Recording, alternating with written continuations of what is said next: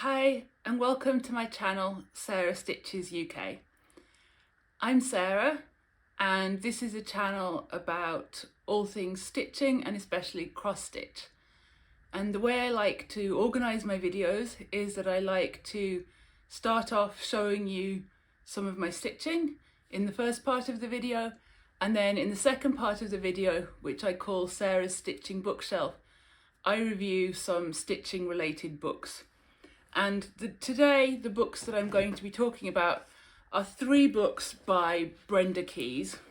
So the first one, and I'm sure many of you are familiar with these books, Brenda Keys is a well-known figure in the stitching community. So the first book is the Sampler Motif book. The second one, Traditional Samplers. And the third one, which is by far the most recent from 2024, this is Stitches in Red, Designs by Brenda Keys. So my review and thoughts on those three books will be coming up in the second part of the video. But in the first part of the video, I'm going to be talking about my stitching, and I'm going to shamelessly copy or take inspiration from We Are Curious Crafters, who in their latest video followed the format of past, present and future to talk about their stitching. So I hope that sounds like something that you're interested in, and let's get on with it. Stitches past. So in August 2024, almost 2 years ago, I was scrolling through Facebook like you do, and I kept seeing an advert pop up for one particular cross stitch pattern.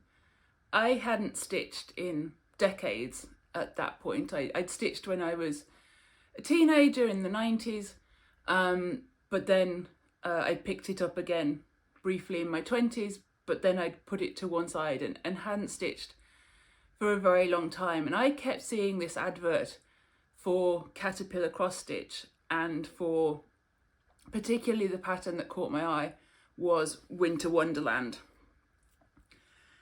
And as advertising works, apparently, I would see this advert pop up several times on my Facebook feed, and eventually I was like, yeah, I would really like to have another go at that. I remembered how much I'd enjoyed cross stitch when I was younger, and this pattern really caught my eye. So I ordered it. I ordered the whole kit, and it came, and I do think the kits are really, really good quality and ideal for beginners or for getting back into cross stitch. And off I went with a vengeance. So this was the 14 count Ada from the kit, and the threads are all DMC threads. But what happened was, whilst I started working on this through sort of mid to late August and into September, the algorithms caught up with me, and at that point I started to find Flosstube. Now I think I've mentioned that the first Flosstube that I ever saw was Helen D. So Helen will always have a very special place in my heart for sort of introducing me to the world of Flosstube. And from there I started watching other Flosstubers, because that's how the algorithm works, right? It recommends new people to watch to us. Hopefully, maybe some of you have found one of my videos that way. And so eventually, maybe October time, late September, October, by that point I had found people like Samantha, the Hugo Stitcher, and Erica of Fibres and Floss Canada, and so I had suddenly seen Mirabilia, and I thought they looked utterly fantastic. And so I thought, well, if I'm ever going to learn how to stitch a Mirabilia, I need to learn how to use Krynic, and I need to learn how to bead. And since I hadn't finished this, I saw an opportunity to already start trying out those things. So in here, for example, on the cross, you will see in the tree I started to have a go at Krynic, and then especially all along the top here, what would have been stitched in snow, I made beads for the snow, and I also put beads in the various Christmas tree as well. So I was just by that point I was trying to develop the skills that I would need to go on to do different kinds of stitching. So I still haven't managed to frame this one. I'm usually quite good at finishing, but this one still hasn't been finished, but maybe for this Christmas I'll get it fully finished. So this is Winter Wonderland by Caterpillar cross stitched on the 14 count DMC with the kit that came from them, and that is the piece that reintroduced me to stitching coming up to 2 years ago. So that is my past. My present is very much dominated by something very different. So from the Caterpillar cross stitch, this Winter Wonderland, I then sort of went into, I did start a Mirabilia, which I'll show you at some point on my channel. And then I went into reproduction samplers. Sarah Milthorpe, who's just here next to me, and I'll talk more about her in a minute, she was my first major sampler. And then this year, I finished Sarah Milthorpe in 2025, and this year I've been keeping up with the Hands Across the Sea stitch along that's hosted on the Facebook page. So I'll show you my progress on her. So this is my progress on Maria Wales Newson. I'm sure you've seen on plenty of Flosstubers by now that the July portion of the stitching was this vase, the tree, this curious little motif here, and bringing the border down. As you can see in other parts of the stitching, I have been modifying this sampler. I've put in a different verse, I've chosen brighter colours in orange, and that's why down here in this little tiny motif I used orange again to bring it down from the top. And I talk about the modifications to the verse in some of my previous Flosstubes. So I'm very pleased to be keeping up with this. I was getting very curious to see how far down the sampler might go. So I did on one side here bring the border down pretty much to the bottom, so it should come along here. So she certainly is a large piece, but we've made it to July. She is, in case you were interested, she is 295 stitches wide by 413 stitches high. And I have reached, and many others have reached down to this point. So this is July, and then August is the bower, the leaves here, and then Maria's name and her age and the year she stitched this piece. I am going to be personalising that, but I will be putting Maria's name just under here, under the berry basket, but hopefully I'll be able to show you that in more detail next time. So Maria Wales Newson, 1838 by Hands Across the Sea. She is a very big part of my present. She is the thing that I work on sort of first as a priority each month, and she is currently up to date. And so today I'm filming, I think it's the 26th of July, so I've got a week just about before we get on to the August section. So I'll hold that there for a second so you can see. So Maria is certainly the biggest part of my present stitching. On Friday, earlier this week, there was some pretty big news in in my household, which is that some pretty big news in my household, which is that it looks like I might be moving house. And I decided that that is something that I would like to mark by stitching a new sampler for the new house. So I went through my stash, I had a look, and I decided that this Hands Across the Sea pattern, Sarah Royle, 1828, with its lovely big red house. I'm sure the house that I get to live in will not be that big, but I'm sure I will love it just as much anyway.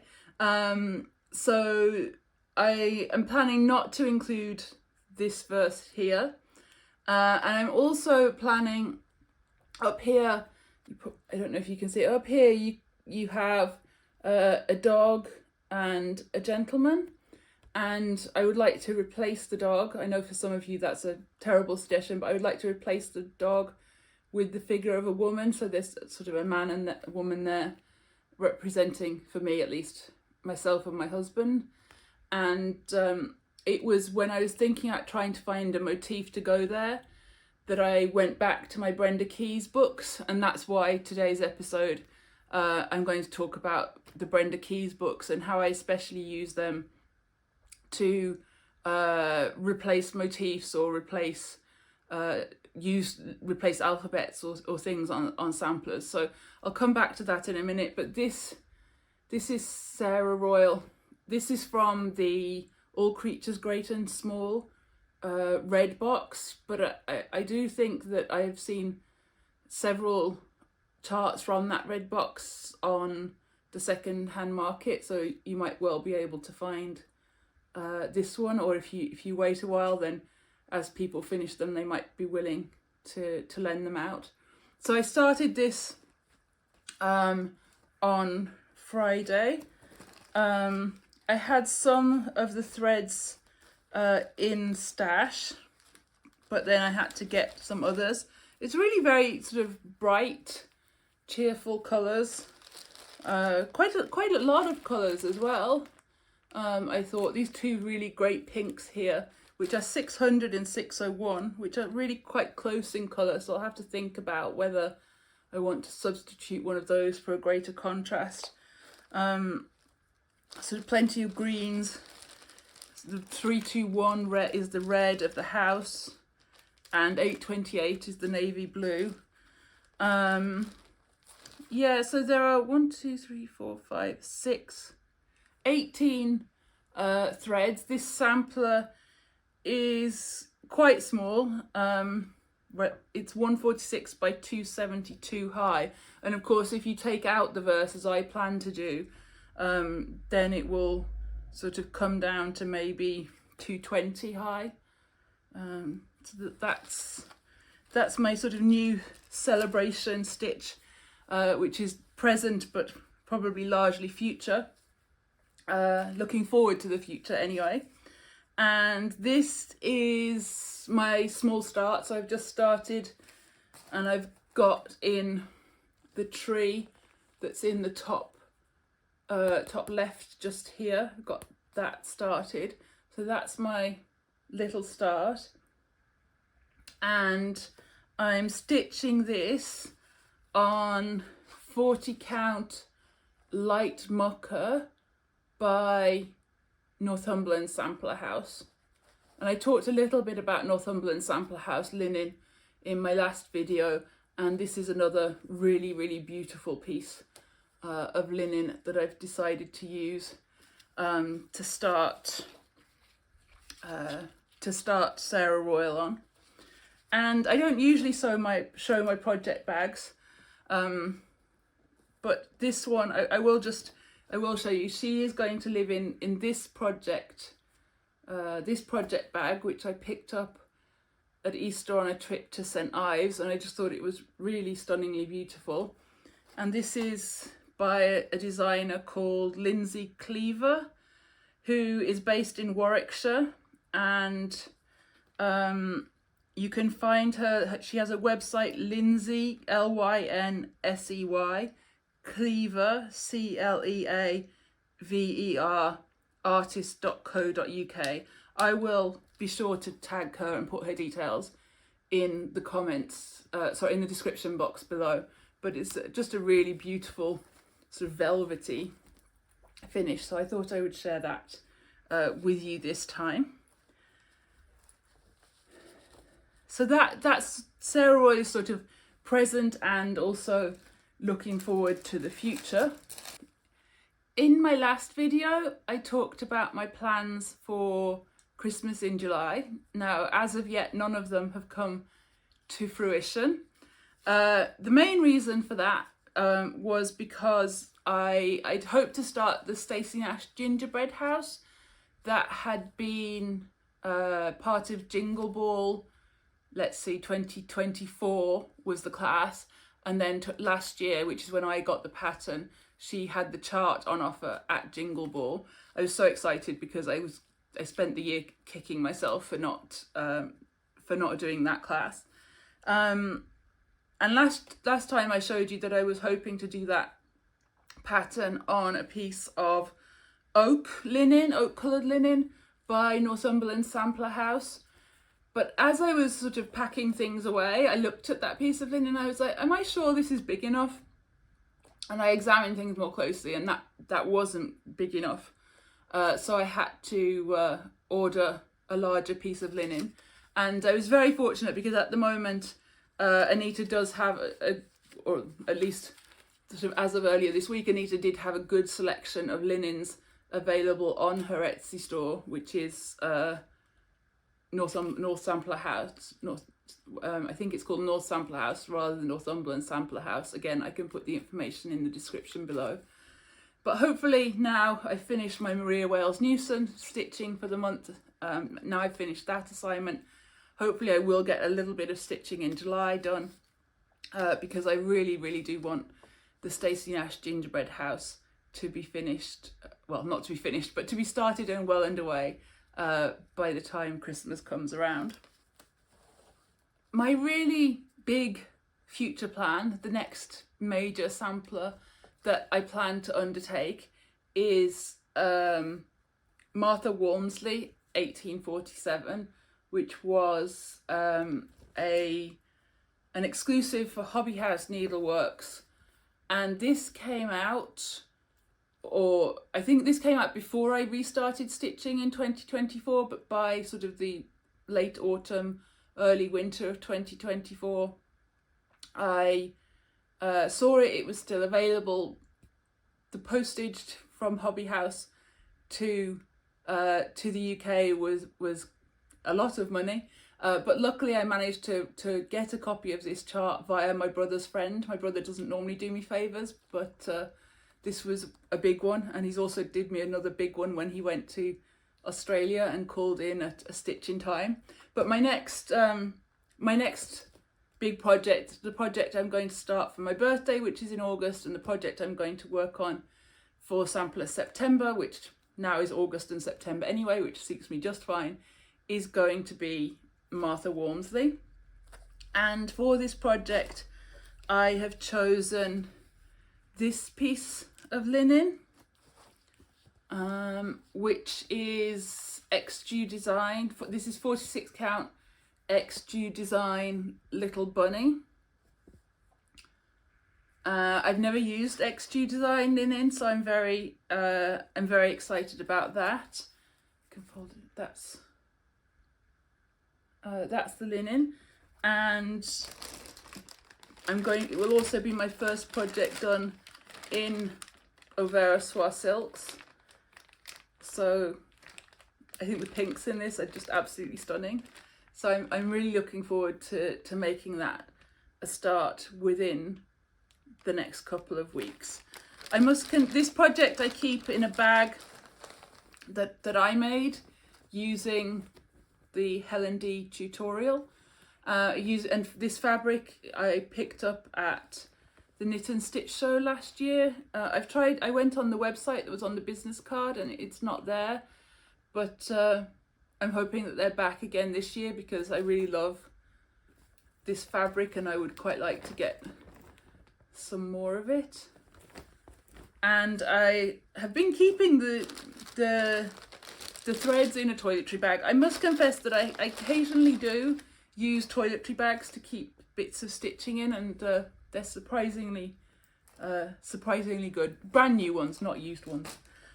So that is my stitching, past, present and future. Hopefully you enjoyed that format. As I said, I can't take any credit for it. It belonged to We Are the Curious Crafters, to Anne and Caroline. So thanks to them, and hopefully you don't mind me pinching your idea. We'll now go into the second part of the video, where I'm going to talk to you about the 3 Brenda Keys books and how I used them to make adaptations and modifications to my own work. Back in a second.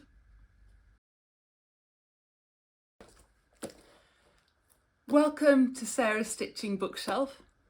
On my stitching bookshelf, I am fortunate enough to have not 1 but 3 books by Brenda Keys, and those books are the Sampler Motif book, Traditional Samplers.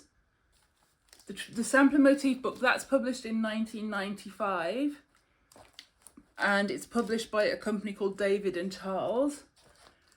Traditional Samplers, published in 1998, also by David and Charles. And the last book, which was from 2024, from Stitches in Red, and that's published by a sampler company publication, and the email on the back is thesamplercompany.com. The first 2 books I purchased from a second-hand bookseller, and the third one I got from eBay. So I think that these would be fairly readily available on the second-hand market, and when I got them they were a very, very modest price. So I think these books are really fantastic. So at the start, I'll talk principally about the Sampler Motif book and Traditional Samplers in the first instance. So both of these books have a beginning which really tells you the basics of stitching. They talk about how to understand a cross stitch chart. They talk about choosing your fabric. They talk about needles. It talks about variegated threads. It talks about using a hoop versus using a frame. It really does take you through the basics. So my guess is that when these books were published, the idea was that you might pick up this book as someone who hadn't stitched before, or perhaps had done a small amount of stitching, and this was sort of your next step, or even a ambitious beginner's step. And so that is one thing that the books do. The Sampler Motif book, as the title suggests, does place some emphasis on this idea that here are a selection of patterns and motifs that you can combine and personalize and change to suit your own wishes. And certainly that is how I have used this book. So we'll see on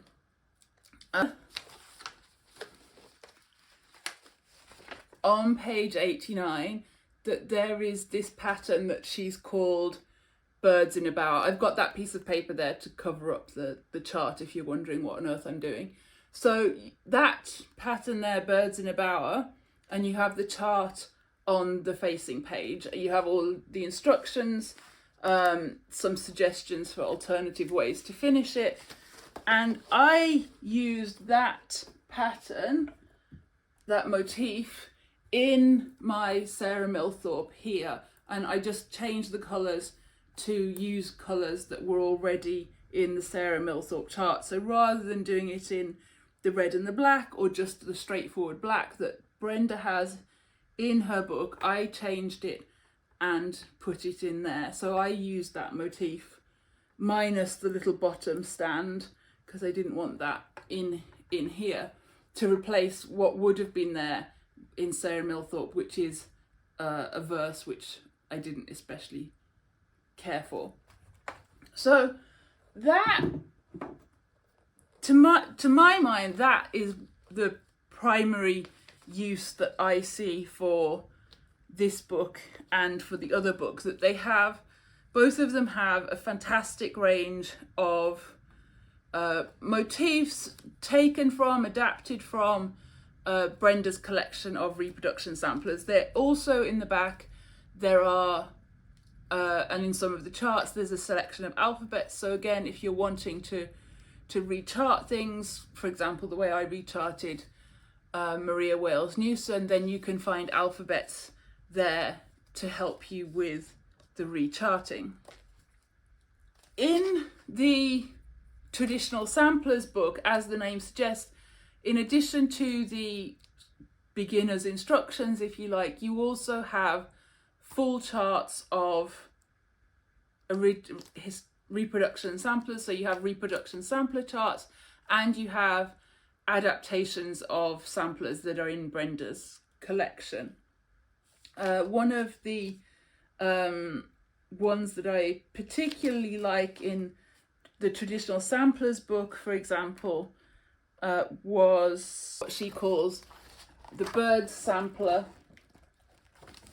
And she talks about how birds have featured on samplers from the early 17th century, usually atop a bush, tree or house, sometimes in rows or as a single decorative motif.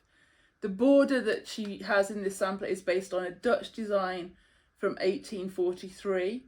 It's unusual for such big birds to play as large a part as this in a border design, but symmetrically placed they give a wonderful sense of balance.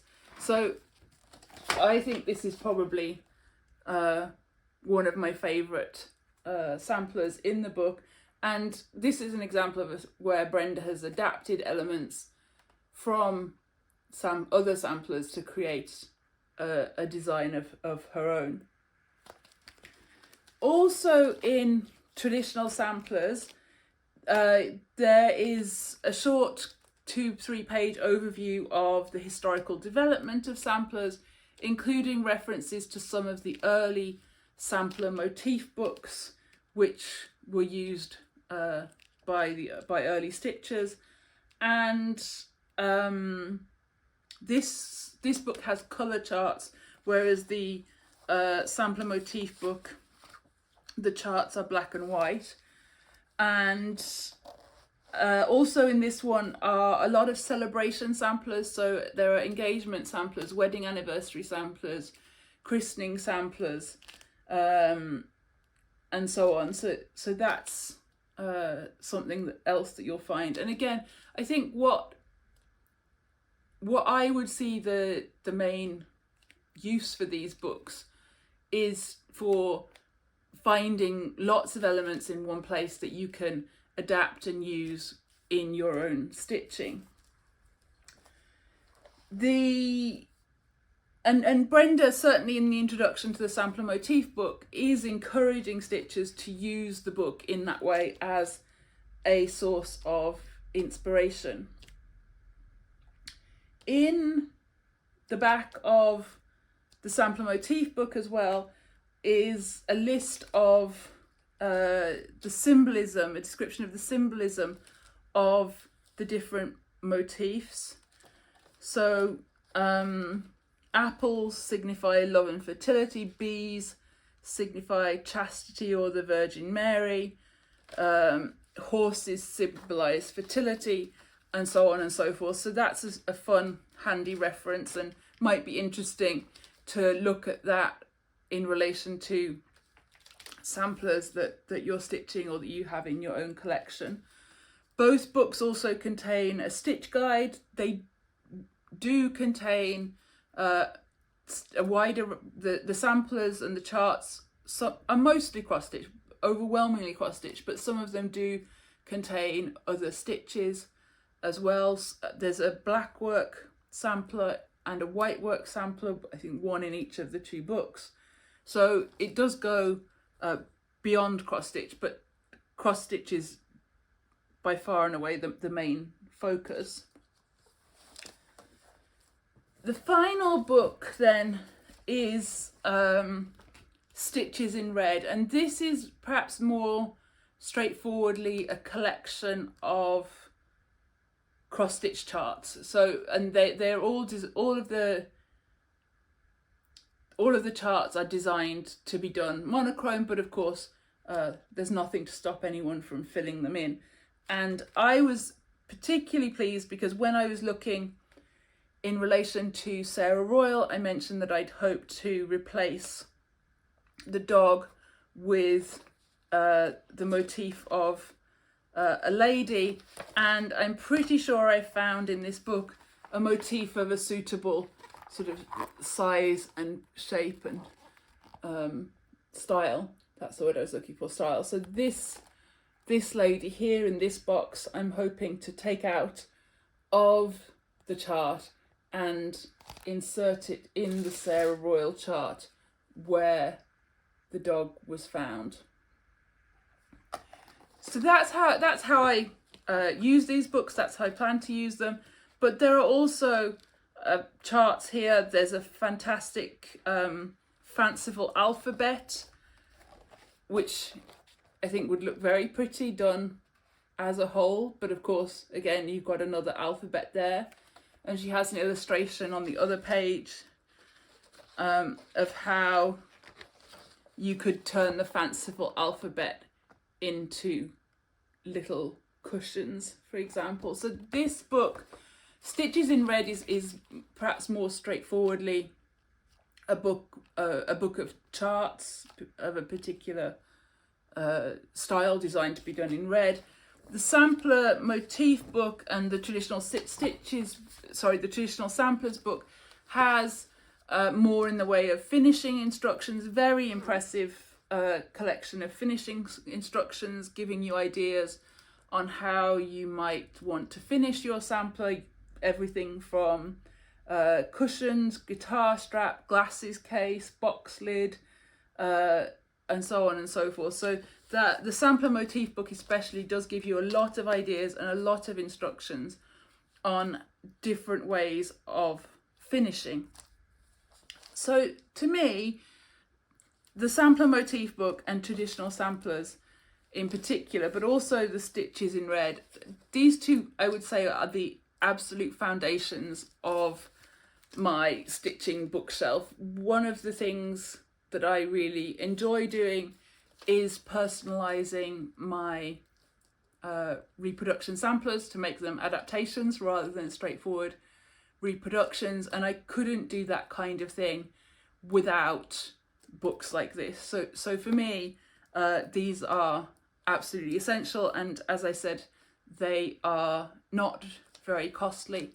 So perhaps some of you already have them on your bookshelf. Perhaps you would let me know in the comments if that's the case, or maybe you have other books which are your go-to books if you need a different motif here and there, or if you need an alphabet. I'd be really interested to hear about any books that you use for the purpose of personalising and adapting samplers.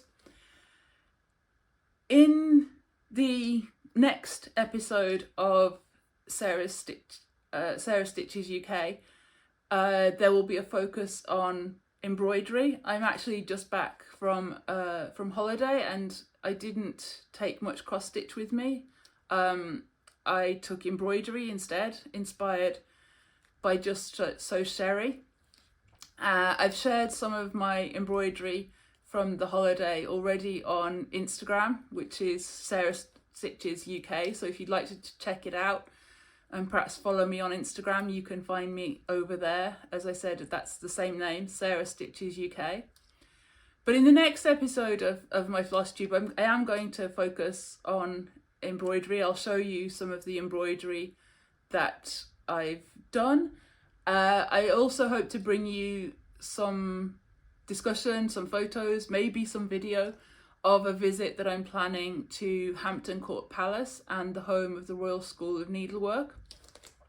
And the book, to fit in with the theme, the book that I'll be reviewing next time is this book, Embroidering Her Truth, about Mary Queen Mary, Queen of Scots.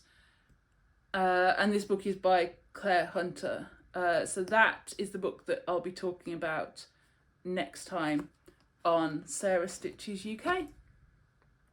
As I said, please do consider recommending books that I might wish to review in the future down in the comments. Maybe tell me which stitching related books you're reading, what's on your stitching bookshelf. I'd really love to hear more about that.